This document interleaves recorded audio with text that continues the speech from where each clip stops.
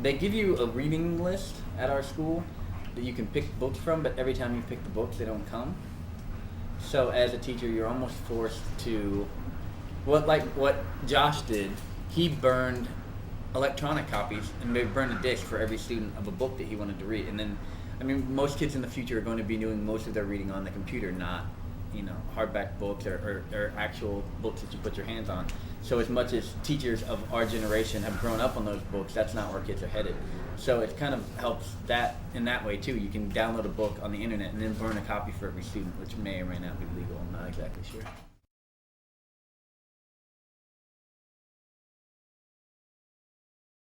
A lot of assignments that are due, they have to be emailed to me because again, that's where kids are going in the university, and you obligated to prepare them for that. But every one of my students has a personal computer. And so even at that elementary 9, 10-year-old level, you're having them hands-on with technology and get used to that. Because they're a lot better at it than people give them credit for. Most of them are better at it than their parents. That's true.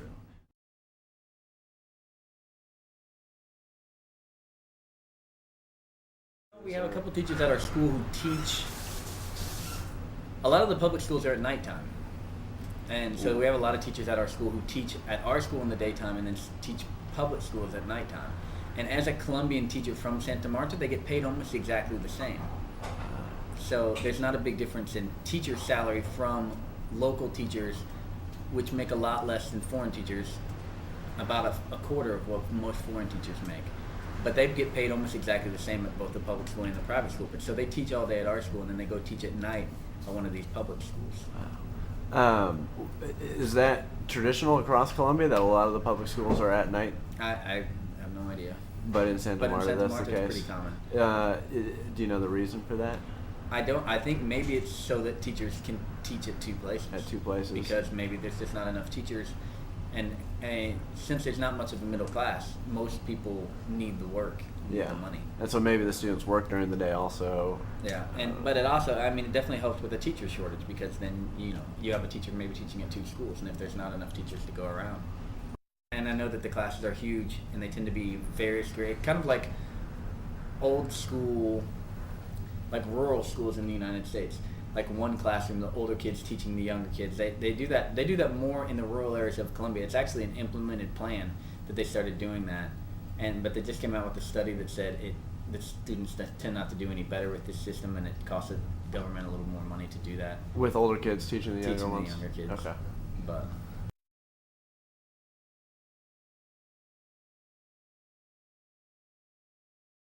Like I just read a book which was a little above my kids' level, which is good because it was challenging, but it's not something ideal. It's not. You basically just read whatever was there. They're like, this is the book that showed up, whether it's what you ordered or not. Like, use it. And so I used two books that I had to read. I'd never used before. The first one was good, and the second one wasn't really. It wasn't really appropriate for 9 and 10-year-olds. But because the school has spent the money on it, you are forced to use it. And they also have like grammar books the school paid for, and you get people telling you to use it more, whether it's appropriate level-wise or content-wise. They tell you to use it anyway, just so that the parents don't get mad that they paid for it.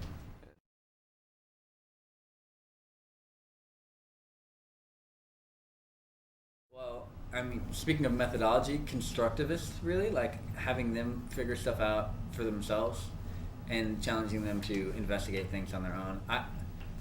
I don't do a lot of grammar. I kind of believe that if a kid writes and reads and does those things, that grammar comes. And I know grammar is kind of an easy thing to teach because you're like, okay, today I'm going to teach the past participle or whatever. You're going to teach the past imperfect.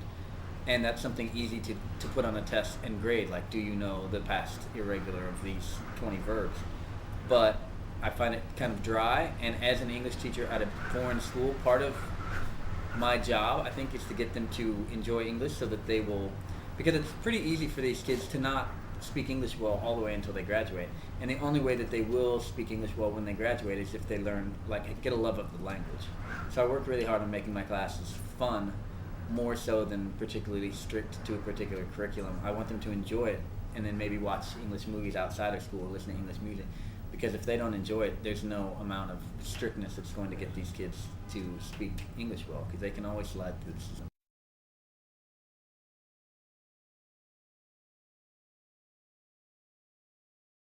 Our school, until recent, this is the first bimester they've turned to kids away though, because the school needs money, and so they have a level of, it's like 640 kids that they need to be turning a profit. I mean, it's a non-for-profit organization, but they can't constantly be losing money. And so basically it took whoever, like you would get a kid show up in ninth grade, it only goes to 11th grade here, but you would get a kid show up in ninth grade who doesn't speak any English, but whose parents want them to learn how to speak English. And in high school, in primary, almost all their classes are in English. In high school, it's much less so. It's less and less all the way up. And then 9th and 10th grade, they only have like 8 hours a week that are taught in English, and that is English class. That's it.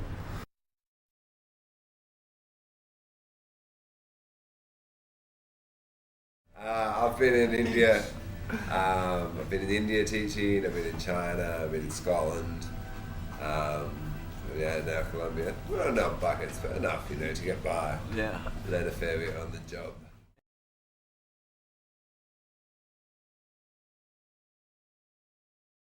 I started teaching in a working class school, and my impressions were teachers work really hard for not much money, and the kids are very motivated. But that changed completely when I started working in a private school where teachers get buckets of money and kids do nothing. What do you think is the reason for that difference between the two? I would say that the kids know what their life's going to be. They have it set out for them. I'm going to inherit my dad's company. I don't really need to study at school because I'm rich. So they don't really have to do anything. They don't really respect anyone.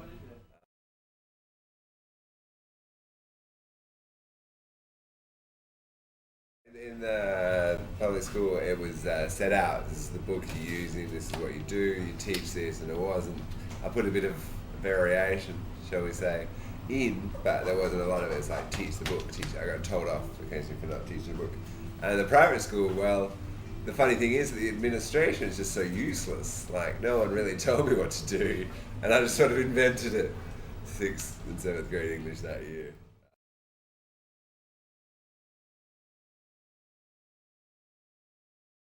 Public schools in this country, 40 kids to a class. Kids are lucky if they have a pencil or a t-shirt. And then the private schools pretty much have everything. Not everything. Okay. And as far as teachers go at both schools, would you say they were equally qualified in the public and the private schools? Most in the private schools, most of the teachers have gone to one of the best universities in the country, and often have studied their postgrad overseas. So yeah, they have better qualifications. But at the same time, a lot of teachers who work in the public school or the working class system are studying at night time, studying their ass off at the public universities.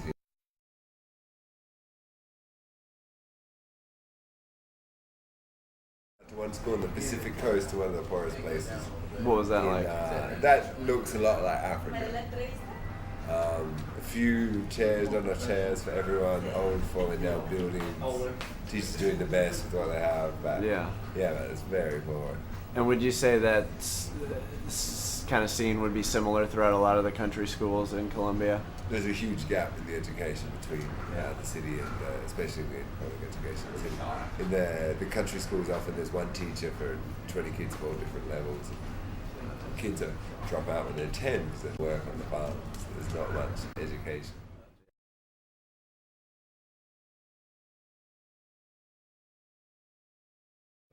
They work hard, hey? Like the ones that have to study hard, and they have to do all the subjects. They don't get to pick or drop them. They have to, all of them, and it's impressive, the quality.